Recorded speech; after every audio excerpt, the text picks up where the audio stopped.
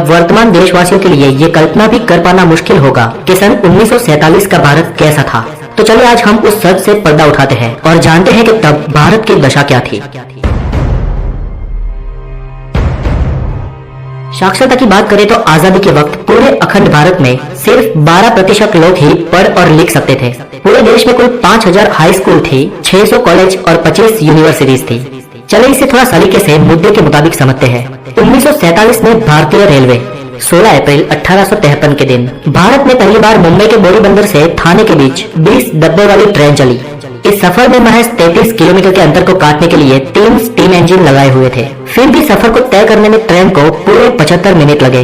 धीरे धीरे तकनीकी सुधार होते रहे और जब अंग्रेज भारत छोड़कर गए तब पाकिस्तान और बांग्लादेश को मिलाकर पूरे देश की रेलवे लाइन 65,185 किलोमीटर लंबी थी। देश की पूरी रेल व्यवस्था देसी रजवाड़ों और प्राइवेट कंपनियों में बटी हुई थी, जिसे आजादी के तुरंत बाद भारतीय सरकार ने अपने कंट्रोल में लेना शुरू कर दिया। किराए की बात करें तो पाई से लेकर कुछ आने तक था।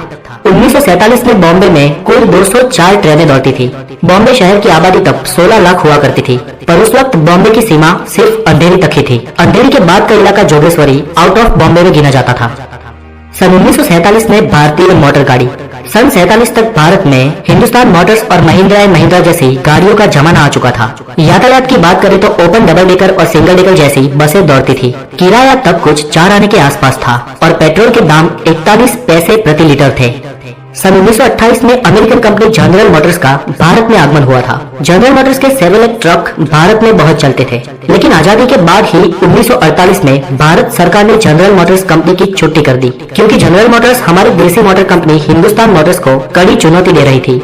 लेकिन इतिहास ने अपने आप को फिर दोहराया। 50 साल बाद हिंदुस्तान मोटर्स ने ओपेल कार बनाने के लिए उसी जनरल मोटर्स के साथ मिलकर वडोदरा के पास फैक्ट्री डाली।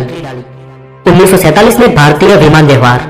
आपको ताज्जुब होगा कि 1947 में भारत में Indian National Airways, Mission Airways, Ambika Airways, Kalinga Airways, Deccan Airways, Air Service of India, Bharat Airways, Himalaya Aviation, Dalmia Jain Airways, Jupiter Airways जैसी एविएशन कंपनियां थी। भारत देश में उस वक्त इतनी सारी विमान सेवाएं होने का कारण ये कि 1945 में द्वितीय विश्व युद्ध की समाप्ति के बाद अमेरिका ने अपने कई सारे हवाई जहाज बेच दिए थे। कुछ धनिक भारतीयों ने उन्हें खरीदकर एयरलाइंस का बिजनेस शुरू कर दिया। कंपटीशन इतनी तगड़ी हुई कि ज्यादातर एयरलाइंस घाटे में आ गई। कुछ 8 एयरलाइंस का भारत सरकार ने राष्ट्रीयकरण करके एक नाम दिया, जो था इंडियन एयरलाइंस, और टाटा एयरलाइंस का तो नाम पहले से ही एयर इंडिया कर दिया गया था। 15 अगस्त 1947 के दिन भारत में कुल 15 एयरपोर्ट थे। 1947 में भारतीय मुद्रा।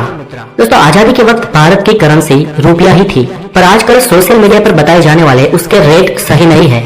सोशल मीडिया पर आमतौर पर ये मैसेज वायरल होते हैं कि तब भारत का 1 रुपया 1 डॉलर के बराबर था, लेकिन वास्तव में सन 1947 में 1 डॉलर बराबर 3.13 इंडियन रुपीस था और 1 पाउंड बराबर 13.33 इंडियन रुपीस। बेशक रुपया तब आज की वैल्यू के मुकाबले बहुत मजबूत था। बंटवारे के दूसरे ही दिन पाकिस्तान के सामने ये प्रश्न था कि वो अपने देश में आर्थिक व्यवहार किस मुद्रा में करे, क्योंकि तब नोट छापने की 6 प्रिंटिंग मशीनें थी और 6 की 6 भारत की थी। इसलिए पाकिस्तान ने परमिशन लेकर भारत के ही नोट पर हुक्म पाकिस्तान लिखकर अपना काम चलाया। सन 1947 में चीजों के दाम। तब अच्छी क्वालिटी के 1 किलो चावल 26 पैसों में मिलते थे, शक्कर 57 पैसे किलो थी, केरोसिन 23 पैसे लीटर और 55 किलो सीमेंट सिर्फ 3 रुपए में मिलती थी। तब 1 तोला गोल्ड की कीमत 103 रुपए थी।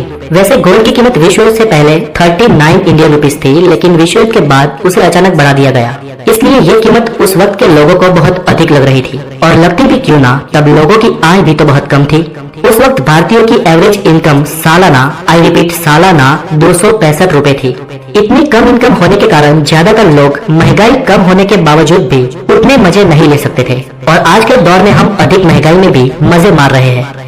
टेक्नोलॉजी के क्षेत्र में वॉशिंग मशीन, मिक्सचर, घरेलू fridge, computer, mobile, internet, tape recorders जैसे 160 किस्म के जीवन जरूरी आविष्कार उस वक्त ना होने के कारण तब की जीवन शैली आज के दौर से बहुत निम्न थी। 1947 में भारतीय सिनेमा। आजादी के साल ही भारतीय प्रोड्यूसर्स ने कुल 283 फिल्में बनाई थी और ऑन एवरेज एक फिल्म 1.5 लाख रुपए के खर्च से बनी थी। बंटवारे के बाद भारत में कुल थिएटर्स की संख्या 1384 थी, जबकि अलग हुए पाकिस्तान में कुल 117 थिएटर्स थे। तो दोस्तों, हमारे पुरखों ने जिए उस दौर की बातें आपको कैसी लगी हमें कमेंट बॉक्स में जरूर बताएं। आपकी शुभकामनाओं के साथ फिर मिलेंगे।